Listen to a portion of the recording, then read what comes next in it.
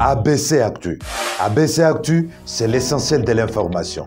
ABC Actu, c'est la politique, l'économie, le social, la culture, la religion, la science, la technologie, le développement et les divers. ABC Actu, l'essentiel de l'information pour vous, FM Prêt.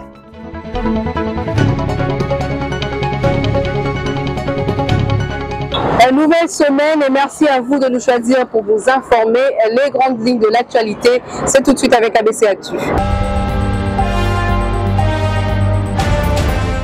Ouvrons cette page informative avec le processus électoral. Martin Fayoulou décide de ne pas déposer les candidatures de membres de son parti SID à tout le niveau des élections tant que le fichier électoral ne sera pas refait et audité par un cabinet extérieur. Il a fait savoir ce lundi 19 juin au cours d'un point de presse. Regardez. Faut-il savoir dire non quand il le faut? Nous disons non à une parodie.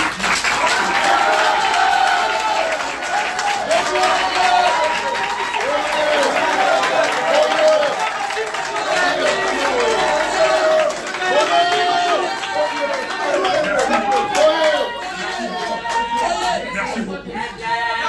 Je disais que la vie est faite de choix et de décisions. Aussi faut-il savoir dire non quand il le faut.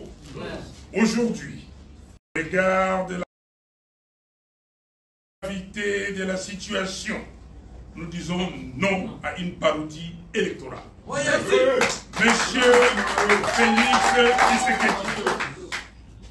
Monsieur Félix Tshisekedi veut à tout prix obtenir un autre mandat frauduleux afin de changer la Constitution en rallongeant le mandat du président de la République à 7 ans.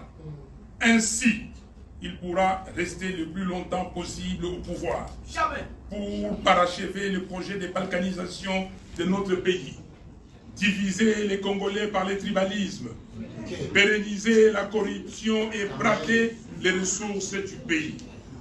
Non, nous ne pouvons pas les laisser réaliser ces macabres projets. En conséquence, nous annonçons à l'opinion nationale et internationale que nous avons décidé de ne pas déposer les candidatures de nos membres à tous les niveaux des élections, tant que le fichier électoral, c'est-à-dire la liste des électeurs, ne sera pas refaite dans la transparente et auditée par un cabinet extérieur compétent.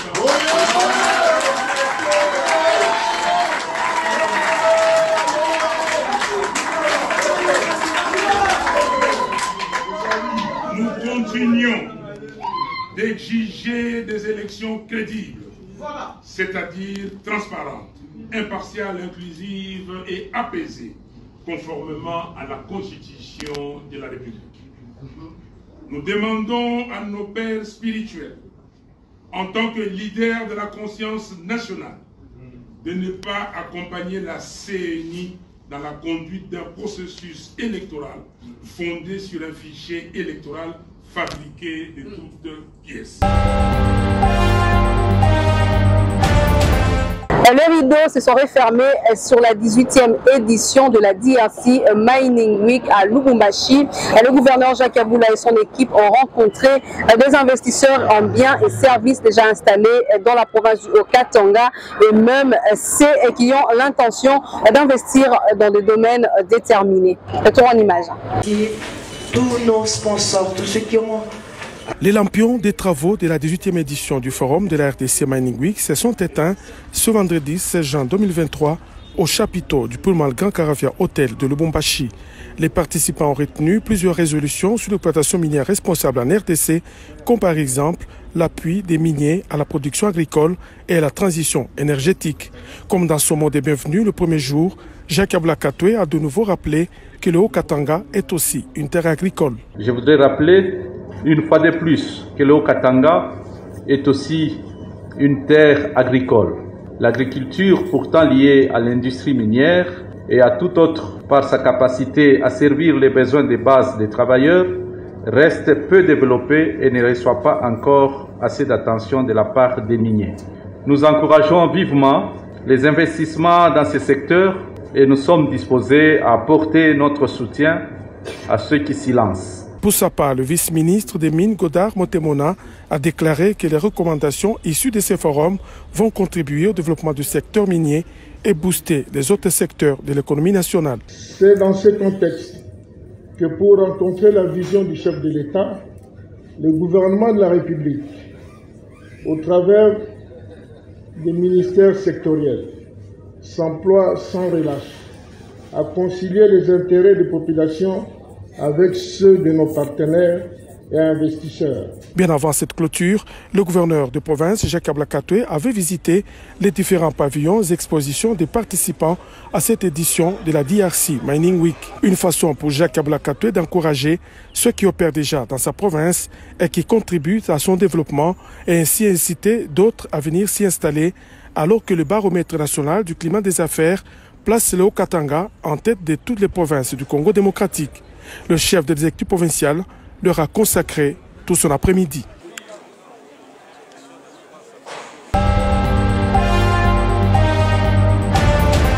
Le travaux d'évaluation du programme gouvernemental Esprit de vie se sont clôturés samedi dernier à Kinshasa. Pendant 4 jours, le ministre des Transports a réuni toutes les parties prenantes de ces programmes pour discuter et corriger les failles et redynamiser ces projets.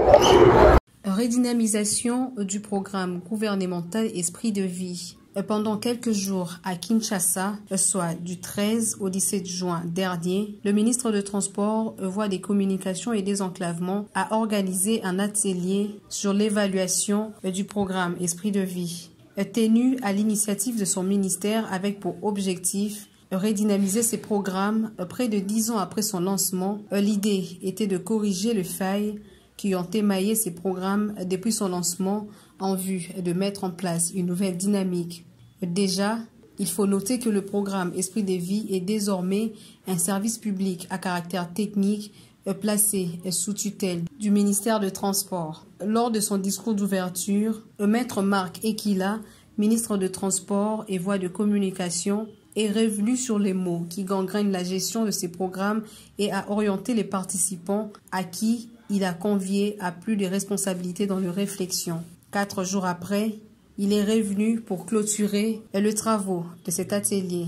Il en ressort, s'agissant de l'évaluation générale de l'exécution du programme, que le score moyen d'atteinte des objectifs préalablement assignés est de 1,23 sur une échelle de 0 à 5, soit un très faible niveau de mise en œuvre. Retournons à Lubumbashi, saison sèche oblige, le travaux s'accélère sur plusieurs routes simultanément avec la construction de leur canalisation d'eau en dur. Des cimetières au quartier Bel Air, du parc Makomeno, Ngongolutete à Lido, à l'angle des avenues Biaï prolongées et de l'église au quartier Kassapa et bien d'autres grands travaux qui se font à travers la ville. Regardez. À la faveur de la saison sèche, le gouvernement Kaboula a appuyé sur l'accélérateur dans la réalisation de différents travaux de voirie à travers la ville de Lubumbashi. C'est le cas de l'avenue des cimetières au quartier Bel Air de la commune de Kampemba. Ici, l'on procède aux travaux d'entretien mécanisé sous le tronçon des Savonniers et chaussée Félix Tshisekedi. Les travaux d'assainissement ont démarré avant la réhabilitation totale de la chaussée.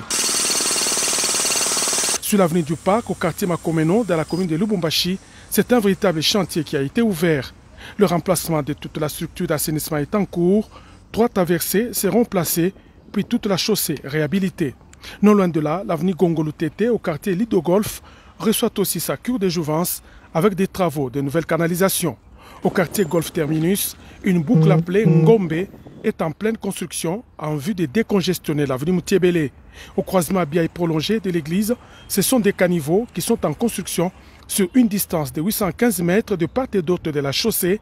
Des grandes traversées seront placées pour collecter les eaux vers un exutoire qui débouchera sur la rivière Kassapa. Pour le directeur provincial de l'OVD, Dieudonné Aboula, tous ces travaux sont en réalisation conformément aux instructions du gouverneur Jacques Ablakatoué. Le gouverneur de province avait instruit le ministre des Infrastructures pour demander à l'Office des voiries et drainage de faire les évaluations pour programmer les travaux là-dessus. C'est ce qui fut fait. Et le gouverneur de province s'est impliqué personnellement pour le financement de ces travaux, qui notamment s'exécutent simultanément. Voilà en gros ces 5 endroits-là où c'est pour essayer de résoudre toutes ces difficultés qui se posaient avec acuité pendant la saison de pluie qui venait de se terminer. Le gouvernement se lance donc un défi de boucler les différents chantiers avant la tombée des prochaines pluies.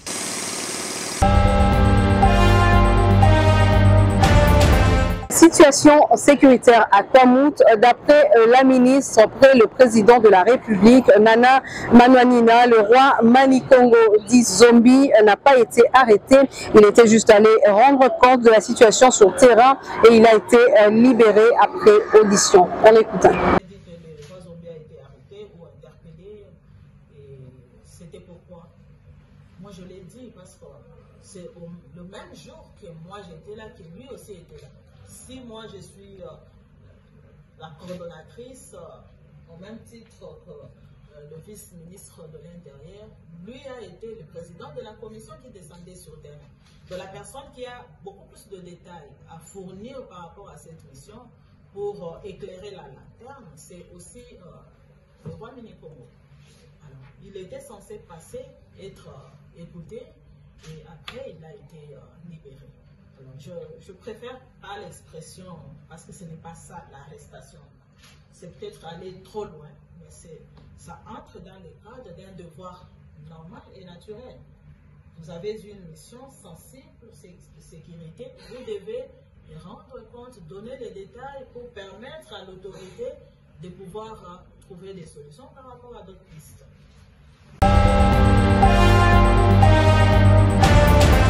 C'était pour vous l'actualité en brève avec ABC Actu. Merci à tous de l'avoir suivi.